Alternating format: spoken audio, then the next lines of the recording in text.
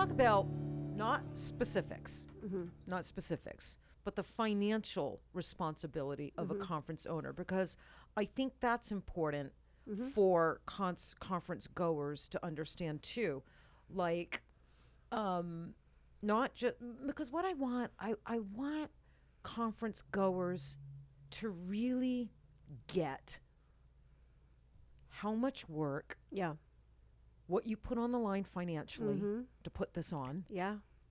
Because maybe if they really understand, because it's just like anything, right? They just, there's this whole thing where they see the success, but they don't see that 15-year or 10-year journey with all the failures and all the, sleepless nights. Yes. They just see the success. Yeah. And I think that can happen with conferences. They walk in and they see this, and, but if one little thing, if their lunch wasn't good, then now they're going to bitch and, pardon my French, they're going to, maybe give a bad review or whatnot. But when Kat and I put on America the Beautiful, oh my gosh, I know the financial, we were having to write checks so big, it almost felt like Monopoly money. Yeah. And so you have to write a big old fat check just to secure the venue. Right. Just to secure the venue. Right. And then you hope and pray that you sell enough tickets to pay that check off, right? And then then you get billed again from the casino. Yeah. And then you get billed again from the casino. And then you have a balance. Yeah. And then you have to pay for the food, the party. Yep. The party. Right? Ours was at the Golden Nugget. And I can say my numbers. I don't want you to say your numbers. But for me, do you remember this, Kat? At the Golden Nugget, we put on a party. Yeah. 4 hours. Hired a DJ. Do you know that? You know what I had to write for a check? $19,000. That was actually good. That's good. Melissa almost had a heart attack. I know. $19,000. Yeah. I was like, for 4 hours. Yeah. I mean, we did have some showgirls. We had good food because I knew where they were going to be drinking alcohol. Right. So we wanted to make sure we just didn't have foo-foo, crappy food floating around. We had some like burgers and some heavy food that was going to fill their bellies. Yeah. But I was like $19,000. Yeah. So after, a couple of years of putting on conferences, like my newfound respect for people like you was like immense. But it's a lot. And even though you've got a lot of conferences under your belt, every time, is it still like, oh my God? Every time. Every time. You still have that what if moments. Yeah. And the schedules, like you said, you put a deposit to reserve the date. So we're already putting deposit for 2024. Yes. And then they have this schedule where you have a deadline to pay this much, and then you have another deadline to pay this much. Yes. And at certain deadlines, it's non-refundable. That's right. Yes, it's non-refundable. Right. So if you don't sell enough, so if you pay all this money and you got 10 people coming to your conference, too bad. The casino, the hotel, the venue, they don't care. No. You ain't getting a refund, no credit, no nothing. No.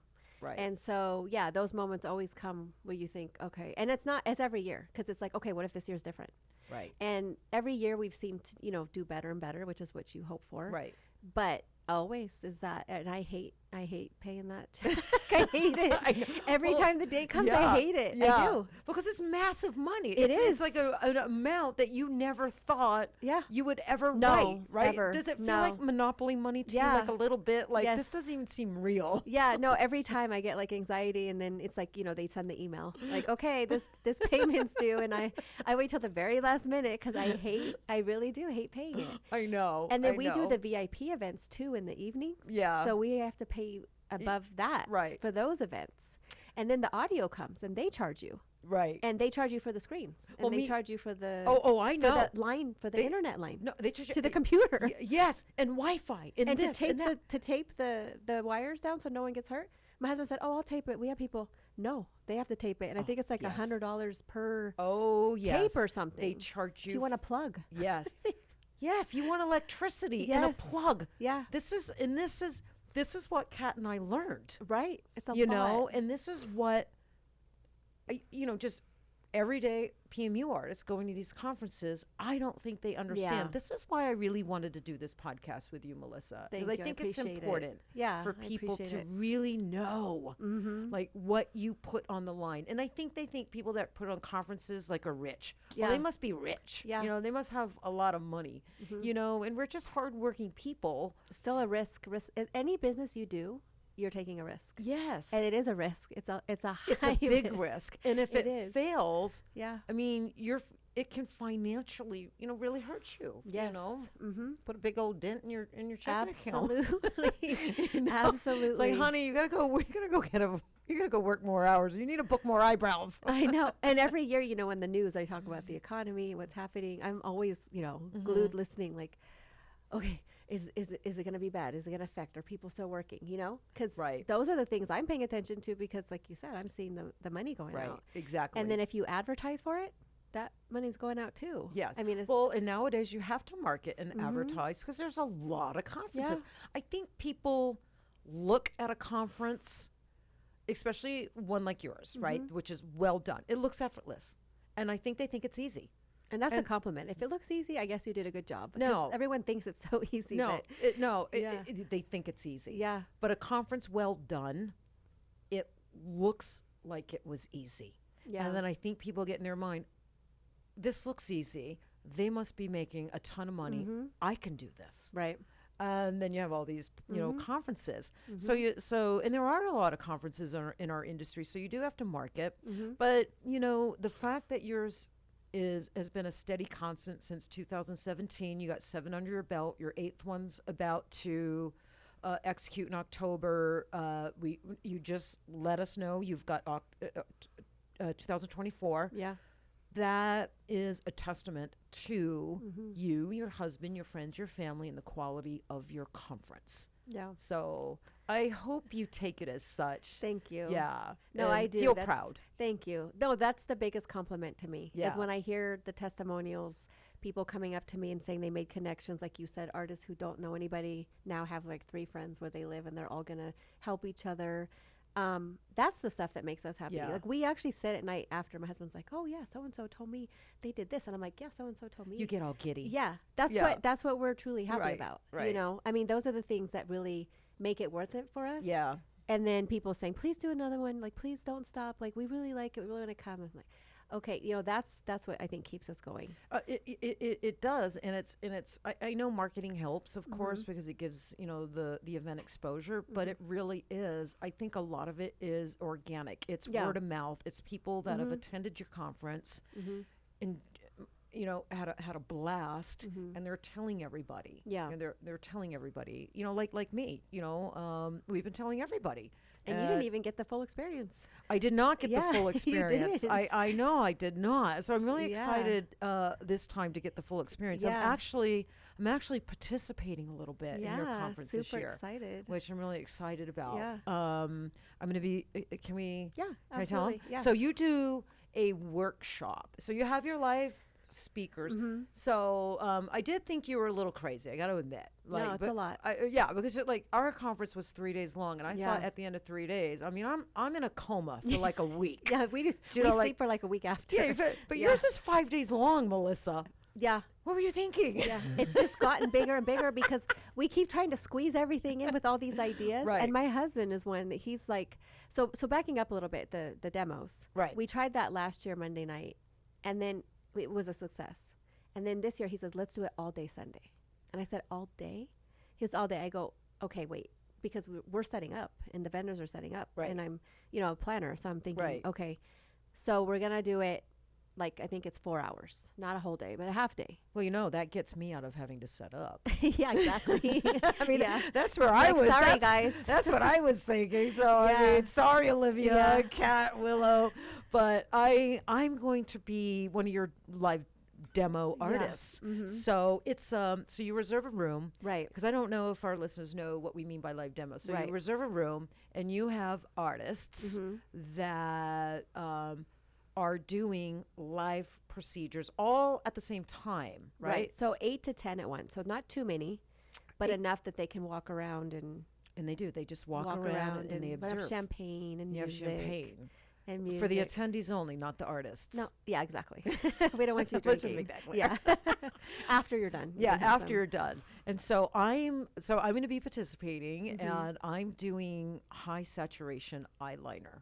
Which is really exciting. I'm really excited about it. We don't have a lot of eyeliners, so no, we're looking forward to yours. Not a lot of people in our industry are doing eyeliners. You know, they're doing brows. They're afraid of eyeliners, and I'm really trying to address that and get more brow artists into eyeliners. So yeah, I'm really super excited. So eyeliner's my jam. It's just learning the do's and don'ts and stuff. And I do high saturation eyeliner. Right. Where means it heals black in 7 days. That client has like, black eyeliner, which a lot of clients want. So a little bit different, because I think nowadays the trend is the what's Christina Melichecco call hers? Foxy. Stardust eyeliner. Yeah, she's a good friend of mine, by the way. So, and so that's the trend. That's what's being taught a lot. But about upwards of 70% of the clients want black. They want black eyeliner. Right. They don't want the whole. They don't want the soft, the soft look. They want black. So I'm really excited. Yeah. Really, really super excited. Yeah. About that. Yeah. I'll be a little nervous day of. Yeah, that's normal. Yeah. But Yep. I will be a lot of wearing. fun. Yeah. I'll be wearing like Secret instead of my organic natural deodorant. Yeah, that's when I switch. That's when I wear my Secret. Yeah. So yeah, but no, I'm excited. And so, do you kind of rotate them? Do you have like 8 to 10 at first, and then they're done, and then the second part of the day you have 8 to 10? No. So the way it works is, we have 8 to 10, and while they're doing their 8 to 10, the room next door is setting up. Gotcha. So they'll be in that room, and then they'll switch to the other room. Okay. So they'll just kind of spend like an hour. We're going to kind of gauge hour and a half, see how people are feeling. Yeah. And then they'll move to the next room for the next 8 to 10. Gotcha. Yeah. Got you. Is this included in the ticket price? Everything's included. It's all included. All of it. That's fantastic. Yeah. That's fantastic. Yeah. And we brought it in because, as you know, the first conference we did, we had demos live during the conference. And what happens is it takes so much time and people don't show up. So we wound up having maybe 2 or 3 speakers a day, and we would go over time, and it was just too long. Right. So during COVID, we realized the trainers pre-record the demo. They do a PowerPoint. They pre-record the demo when they're presenting live. Right. Keeps us exactly on time. They pick the perfect model. It's on big screens anyways. So even if they were in the room doing it live, you are watching it on a screen. Right. The trainers are at ease because they know which model. They're not worried about them not showing up. They explain it step by step. That way, we're able to have 4 to 5 presentations a day. But we know people like the live model. Yeah. I think it's brilliant. So we did that. Yeah. So they get both. Yeah. No, I think it's brilliant. And then the trainer, the artist like me, I can take my time doing eyeliner because, I want to be able to explain step by step. Why am I doing this? Why do I stretch this way? Why am I moving my needle this way? And I want to be able to explain. Yeah. And it's kind of a more relaxed, friendly environment. Yeah. And last year we tested it out that Monday night, and everybody loved it so much. So we were like, I love tattooing live. Yeah. Yeah, I do. Yeah. It's fun for me. Yeah. So I think a lot of the trainers like it. Yeah. So it's just really fun. You just get to have, a blast and I enjoy it.